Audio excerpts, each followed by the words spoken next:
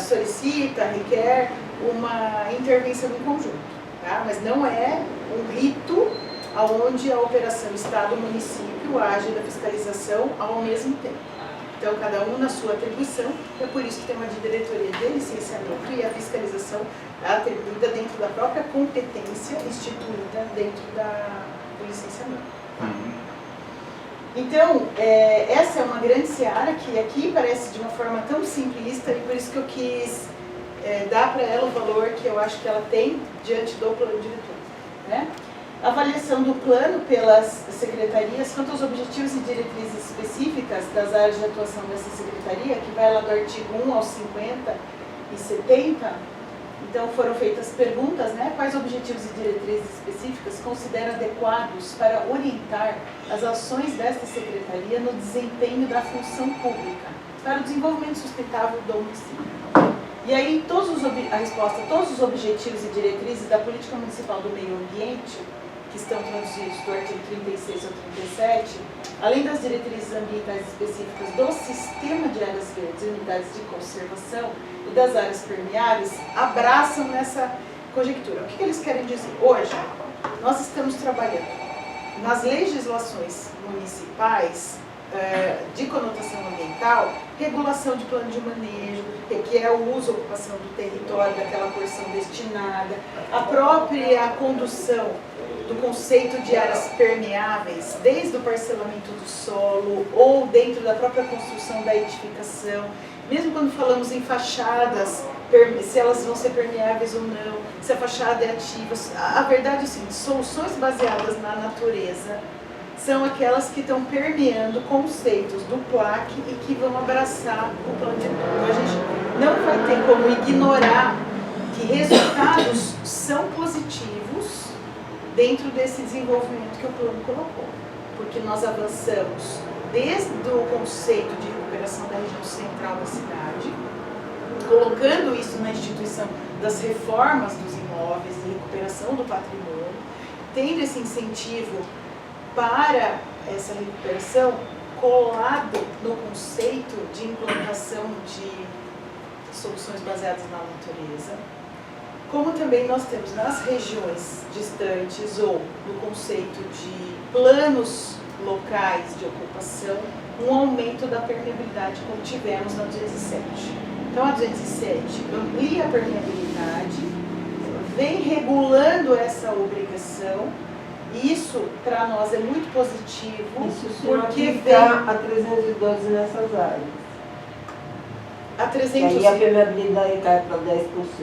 Então, olha o desafio da 312 e da produção de habitação de interesse social, é a gente conseguir colocar, a gente tem conversado, estamos fazendo um projeto, junto com estudos da Unicamp, uma modulação de 50 imóveis no satélite Iris, para fazer um sistema projetado de recuperação das unidades ambientais. Como? Não só na solução de esgotamento, mas na geração de energia, na condução da reforma da educação ambiental dessas 50 famílias. Então é um projeto que vai criar um laboratório ali, e disso criariam-se legislações ou indicadores para novas unidades de interesse social. É só uma célula? É um avanço? É colocar o tema, Tina, de que quando eu estou na habitação de interesse social, eu vou ter que... Eu modulo o parâmetro, mas eu posso compensar, mitigar de outra forma para ter ganho ambiental. Primeiro que precisa ver, em primeiro lugar precisa ver se é de interesse social, que não é o que a gente está vendo por aí, né? Tá em N. É que o conceito vem lá da 11.977. E Coab, que estão aparecendo aí, e que a gente está vendo que não é para quem efetivamente precisa de moradia. Não é para atender efetivamente. Aliás, o secretário veio a semana passada, ele não trouxe nenhum dado no sentido de para informar em que medida essa lei já tem 4 anos, ela está sendo aplicada há 4 anos, então, portanto, já tem alguma resposta. Né? E a gente vê isso aí aos montes sendo feitos. Né? Ele não trouxe nenhum dado para dizer, olha, isso mexeu 5%, 3% do déficit, atendeu. sabe? Isso impactou o cadastro da Coab em tanto por cento. Não tem essa informação. Como é que eu vou planejar, eu vou fazer, se eu não tenho esse retorno? Isso está funcionando? A gente não sabe, a gente não tem essa informação. Para a gente fazer um novo plano, a gente precisa ter as informações do que avançou. Né? Tem toda uma legislação aí, que apareceu com o plano, depois do plano, inclusive, né? E que a gente não tem um retorno do que aconteceu em função dessa legislação. Né? Isso está resolvendo problemas? Não está? Então me desculpe, então isso precisa ser repensado. Assim, então, a lei federal que criou o conceito do QHIS, a 11977, ela é de 2017, ou não? Não lembro. Bom. A primeira é 2017. 17. Não, 17 é 3465, é 2009. 2009 é 11977. Foi primeiro Minha Casa Minha Vida. Que aí criou, né, de 0 a 10 salários mínimos, essa é a lei federal. E aí vem o que a gente está falando é a regulação municipal que criou outra regulação. Então assim, a gente quando olha para a regulação federal... Até o Minha Casa Minha Vida subiu, porque agora a faixa 4 de Minha Casa Minha Vida... Até vai atender até... Está acima da própria faixa 4 da dinheiro que está sendo dado para o empresário, não é para a população. A população vai comprar, vai pagar. Mas é que tinha o conceito nós temos que analisar o seguinte, mesmo Minha Casa Minha Vida só compra quem tem dinheiro para dar de entrada, ou dar um carrinho, ou dar um bem... Ou quem tem emprego, quem tem fundo de garantia, quem prova que tem dinheiro para pagar. Para quem não tem renda. O problema é o seguinte, é 1 a 3. O 0 a 3. Agora, dizer que não está atendendo uma grande faixa de interesse social que está entre o 3 e o 10, está atendendo. Porque se não estivesse atendendo, também não só precisa ajustar.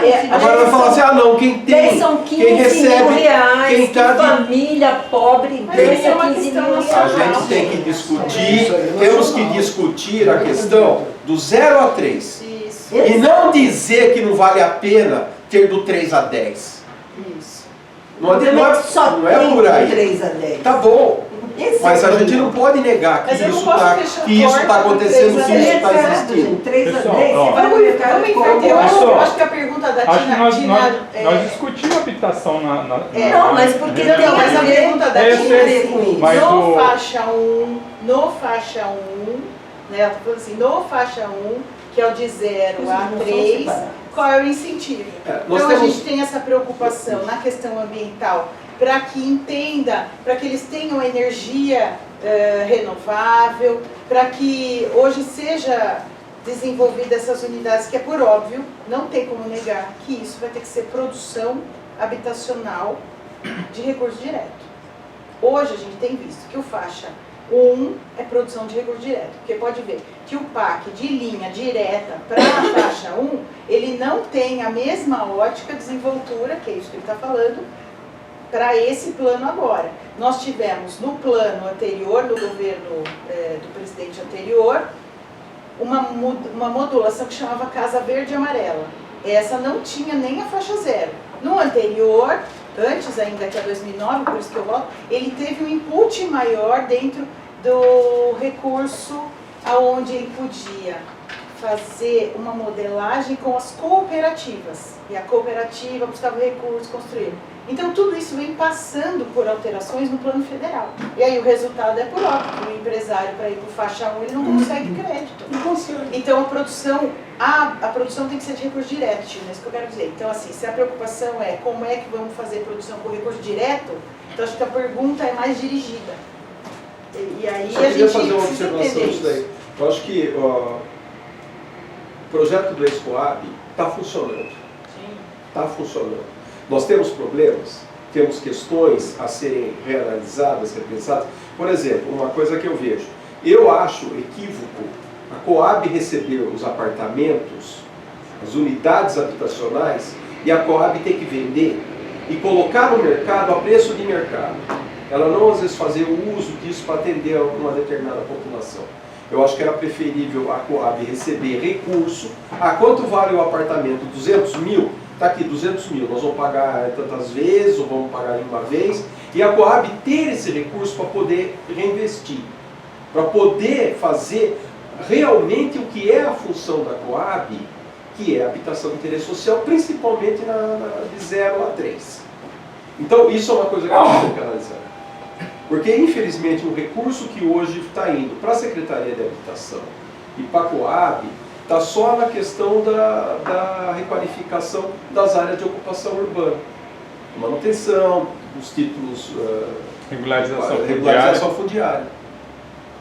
Agora, nós temos um problema, por exemplo, ambiental na regularização fundiária enorme. Mas trazendo para nós... Enorme, e ninguém fala disso. Então a gente fala, por exemplo, que a implantação dos apartamentos tem um problema ambiental porque é 10% de permeabilidade, mas e na área da ocupação, que nós não temos permeabilidade nenhuma? E se pensar que tudo que é dito não tem uma árvore. A análise do risco é justamente uma análise que anda junto com as questões ambientais. Porque pode ser um risco geológico, um risco... Então, é risco. E é o estudo da EUR. Então, vem as conotações ambientais em conjunto. Né? Eu tenho uma questão. A gente tem um levantamento recente do censo de que tem 54 mil imóveis desabitados em Campinas, assim, eu não entendo a necessidade de construção, sendo que tem 40 mil pessoas, famílias necessitando moradia. Então a gente tem mais imóveis desocupados que não pagam IPTU e que tem dívidas com a prefeitura do que pessoas precisando. Eu não entendo a necessidade de aumentar a permeabilização do solo, de aumentar a impermeabilização do solo com novas construções. Trazendo isso sim impacto ambiental, porque traz o impacto ambiental toda a construção, todo o gasto de energia, enfim, ao invés de ter um esforço da prefeitura, que eu acho que tem um interesse ambiental gigantesco, da gente ver que áreas que não... de aproveitar o que já está de pé. Essa matemática, ela não é assim direta, você precisa analisar por quê. Eu tenho imóveis com dívida e tenho imóveis fechados, ok, mas as regras da dação imóveis são só residenciais? Então, as regras da dação em pagamento... comerciais são residenciais. Não, é que as regras da dação em pagamento, aquelas instituídas no Código Civil, como é que eu vou conseguir tirar a propriedade por dívidas tributárias? Tem regras processuais, a regra de execução. Então, essas execuções, elas caminham e elas vão para leilão, porque a regra é essa. E a dívida às vezes é municipal, é federal, e ela é rateada, são então vários... ela não transfere. É ínfimo o que acaba entrando no patrimônio municipal, entendeu? Mas não há um esforço da prefeitura em pelo menos mensurar e em pesquisar e entender. Eu falo porque assim, eu estou representando a Associação Fênix hoje, das conselheiras da Fênix que não conseguiram vir, e é uma ocupação urbana de 10 anos, que o terreno onde está ocupado está devendo IPTU desde, sei lá, 50 anos, e que não há um esforço. E aí quando a gente conversa com a Coab para entender essa questão da regularização, o que eles trazem para a gente há 200 pedidos de áreas, não são casas, são áreas para regularização. Então eu discordo de que está tendo um funcionamento da política da Coab, não está, não tem investimento nisso, a gente não vê na luta por moradia isso sendo efetivado, porque ainda tem muita gente que não está, que está morando de forma irregular, não por falta de vontade, não por falta de busca, mas porque não temos uma política habitacional efetiva em Campinas. Isso eu acho que é um fato. Não, e aí eu tô falando, isso tá relacionado no sentido de que a gente está trazendo sobre a questão de construção de novos imóveis. Aí tudo bem, a gente vai falar de habitação, foi tudo isso semana passada, você não veio semana passada. Não, mas eu sei do repasse. A gente teve o secretário de habitação aqui. Sim, e que também não deu andamento, né? Porque ele não trouxe dados. Ninguém perguntou. O que vocês podiam ter perguntado era semana passada. Posso falar, Marcelo? Eu participei da reunião da semana passada, esse questionamento aí que você está fazendo, nós colocamos. Aliás, foi há 15 dias a reunião, não foi semana passada. 15 dias. Sobre, ou seja, resumo da ópera, nós tratamos dessa questão dos imóveis ocupados, na verdade, segundo o censo, o último censo são 54 mil imóveis, o secretário disse que é questionável, só que a prefeitura não tem dados atualizados em relação a isso. E na lista da Coab, segundo dados oficiais, são 18 mil famílias cadastradas esperando por moradia, ou seja, 3 vezes menos do que o número A gente falou, e o secretário até expôs, que tem alguns imóveis que a Prefeitura está fazendo um trabalho junto com a Caixa Econômica Federal, né, cerca de 30 imóveis para ver a viabilidade de aproveitamento desses imóveis vazios para a moradia popular. Alguns têm problemas estruturais, então, assim, mas em linhas gerais, o que a gente percebeu na reunião anterior, o secretário até justificou, não, estou entrando agora e tal, é que na verdade não tem um plano municipal de moradia popular. Esse é o grande problema. O último plano é de 2011 e não tem uma atualização. Então, quer dizer, de fato, a gente percebe, por esse lado, a gente percebe que não há uma preocupação, que não é prioridade da municipalidade atender essas famílias de moradia popular, sobretudo dessa faixa aí de 0 a 10. Tá? Assim, só sintetizar. Há mais de 10 anos que nós não temos o funcionamento do Conselho de Habitação. Então, deve estar batendo quase 15 anos que a gente não tem o Conselho de Habitação funcionando. Então, assim, só resumindo, o resumo da ópera, da reunião da Assembleia, mas isso aí que você falou é pertinente, e a gente sabe que quando se trata de falar em imóveis vazios, tem um proprietário, tem um dono. E aí você entra numa questão bem delicada, que às vezes pode ser que o poder público não queira. Mas isso, o que nós discutimos na reunião 15 dias atrás com o secretário foi isso, né? O que a gente pediu para ele é que, assim, que seja elaborado um plano de... Duas coisas nós pedimos. Primeiro, que seja revista a questão dos loteamentos expansivos, né? Porque está expandindo o loteamento, só que esse loteamento não tem atendido essas 18 mil famílias que estão no... Né? Mesmo os loteamentos que são classificados como habitação de interesse social, né? Que boa parte deles parte de R$200 mil os imóveis. Então, assim, o que a gente pediu para ele é que seja implementado de fato, talvez numa outra oportunidade ele possa voltar, para apresentar pelo menos um esboço de um plano municipal de moradia popular. Bom, então vamos lá. Então, quais os objetivos e diretrizes que devem ser complementados diante desse diagnóstico? Mas, na verdade, acho que, atrelando o que o Coutinho disse, a gente está aqui com o objetivo de olhar o que foi feito, não é? Então, olha lá. Aí ela vem para o item 6, que são as secretarias com mais articulação. Eu acho que também não é isso. Quanto aos princípios e diretrizes do plano, aí nós vamos ver uma análise do artigo 1 ao 16. Então, quanto aos princípios e diretrizes, considera que se relacionam com a função desta secretaria. Alguns deles fundamentam as propostas e ações da secretaria. Então, foi feita uma busca, né, a seguir elencados todos os artigos relacionados a CECLIMAS. Então, do 12 a 13, então são objetivos da política urbana do município, tornar a cidade mais saudável, acessível, inovadora, inclusiva, proteger, conservar, preservar recursos ambientais. Então, a gente está vendo verbos, eu não vou ler a própria legislação, tá? Então, 4, 5, então foi analisado os verbos do próprio plano para averiguar a temática transversal, que é o que eu disse. Eles são amplos, são verbos de ação, e os verbos de ação se traduzem quando a gente olha para a peça orçamentária e olha para a execução disso.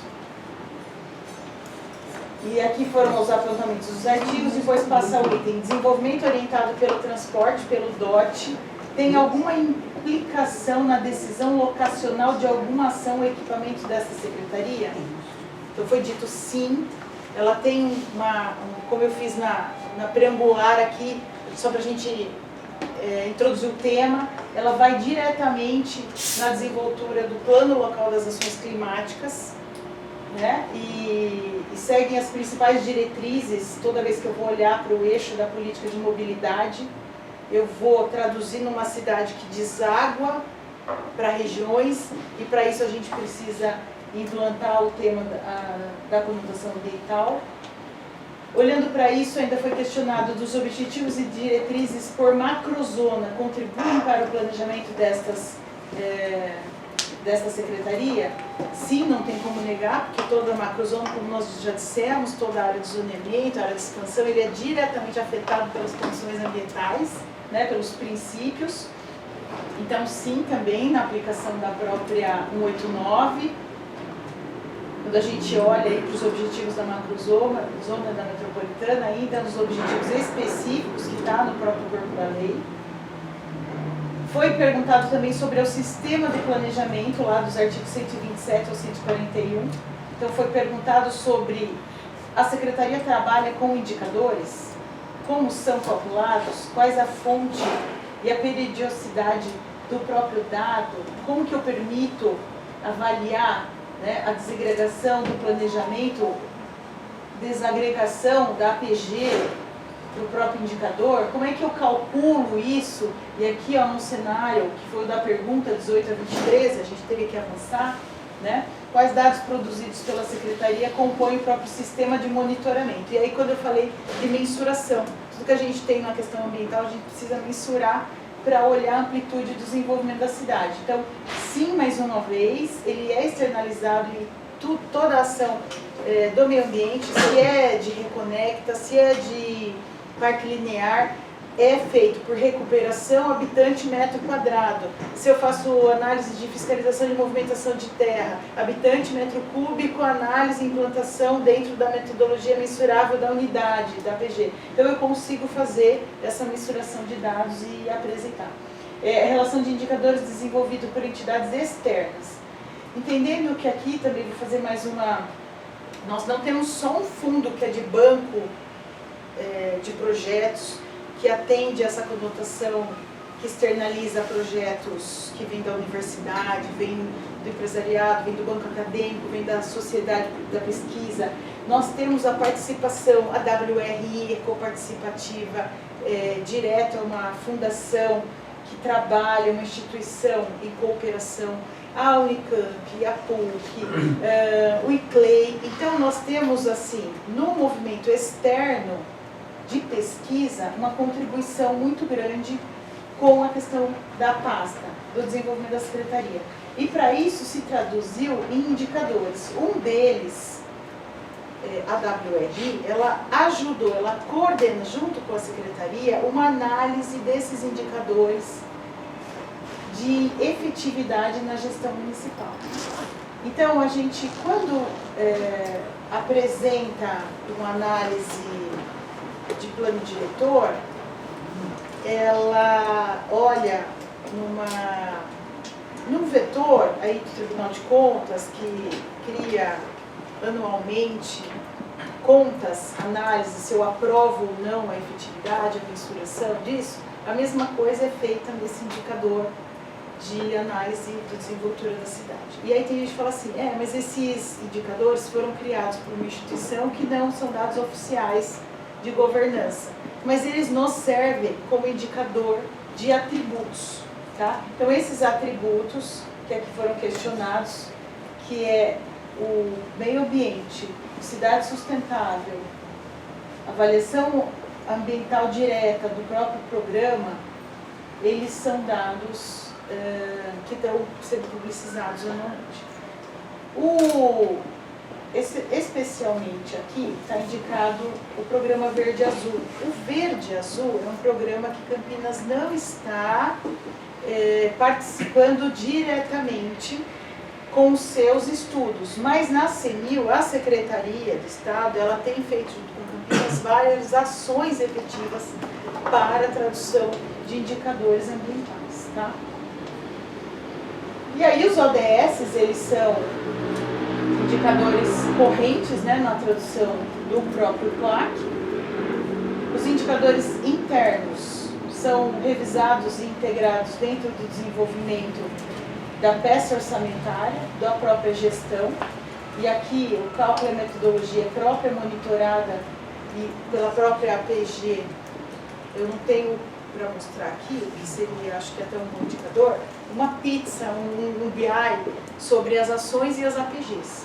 Eu acho que pode ser que falta isso no monitoramento efetivo para a gente poder demonstrar essa regra, que não foi feito, e a gente pode avançar nesse monitoramento aí, nesse próximo ano. E aí nós conseguiríamos fazer um recálculo das áreas do reflexo interno, tá? No item 11, quantas questões da Secretaria podem ser georreferenciadas? Quais as ações? Bom, nós temos o geoambiental, que todo mundo acaba acessando como peça de análise de informações. A gente tem investido aqui internamente em capacitação, em conversa com os técnicos, para que amplie esse leque de entendimento de que as ações podem ser demonstradas através do georreferenciamento, né? O Estado tem feito aí a análise de outros atributos junto à peça do gel, através do própria, não só a vetorização, a espacionalização da cidade, mas também com outros atributos, e a gente está operacionalizando novas camadas no geoambiental. Quais dessas ações são articuladas com outras pastas?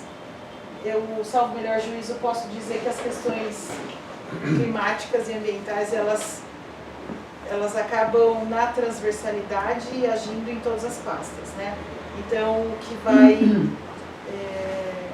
vai regular isso é o incentivo que a gente dá para cada pasta, não tem dúvida disso.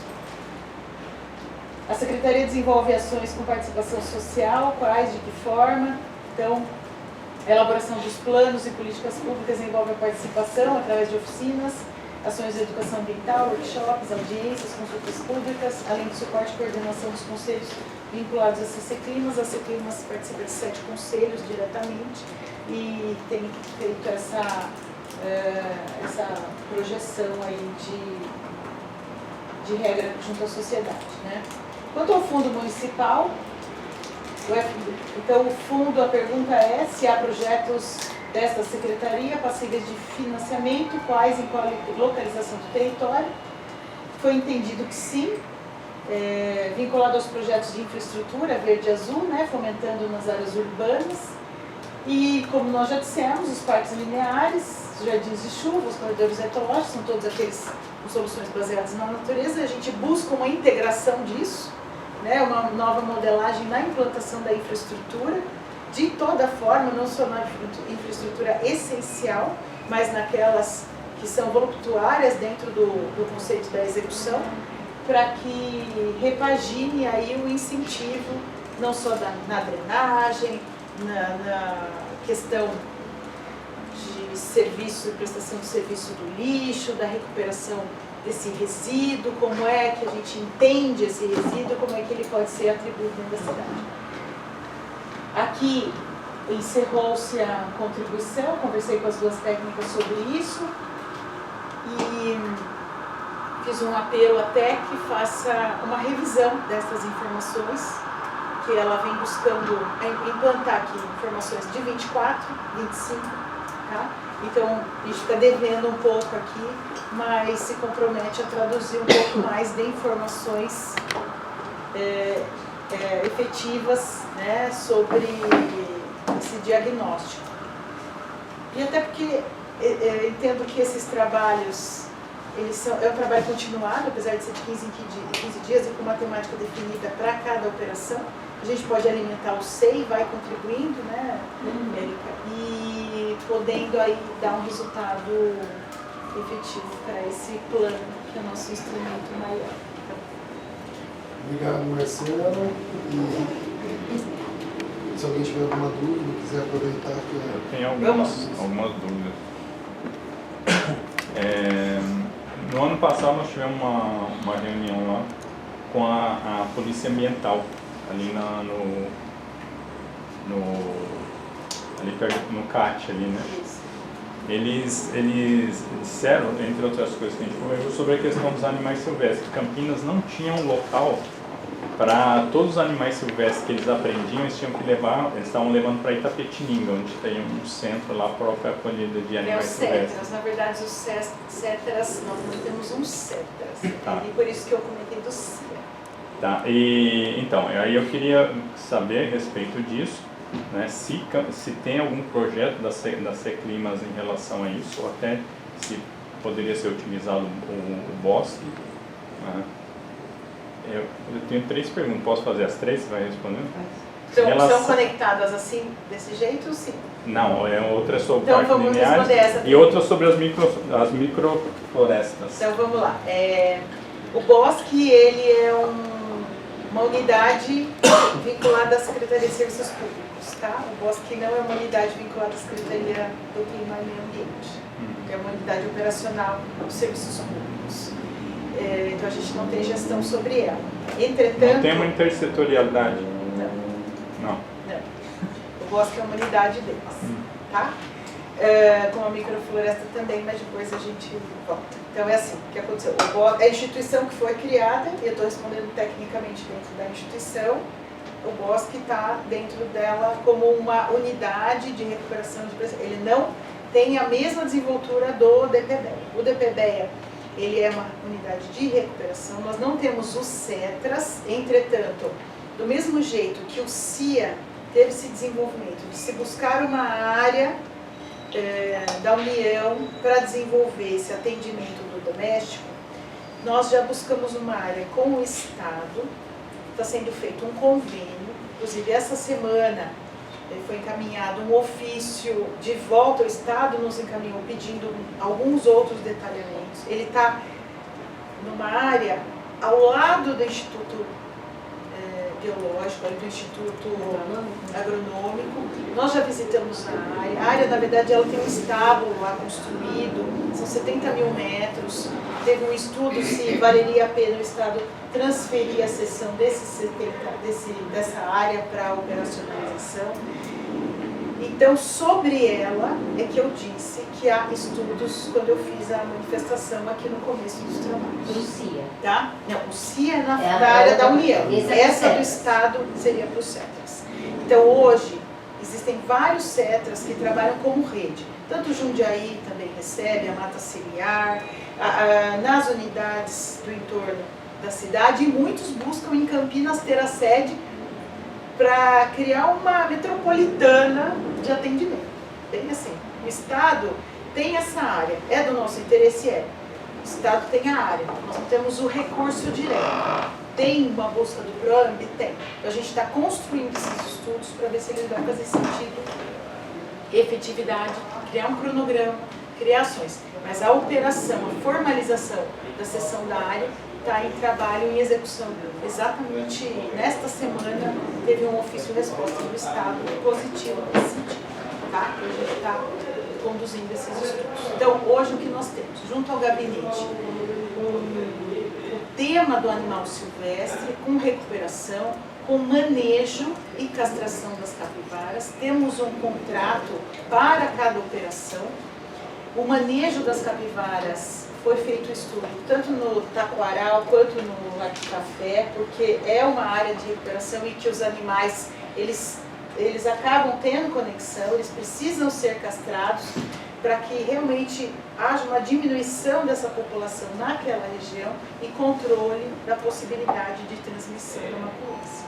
Então essa é a preocupação hoje direta, mas em cooperação tem sido cuidado do tema. CETRAS é isso sendo efetivo.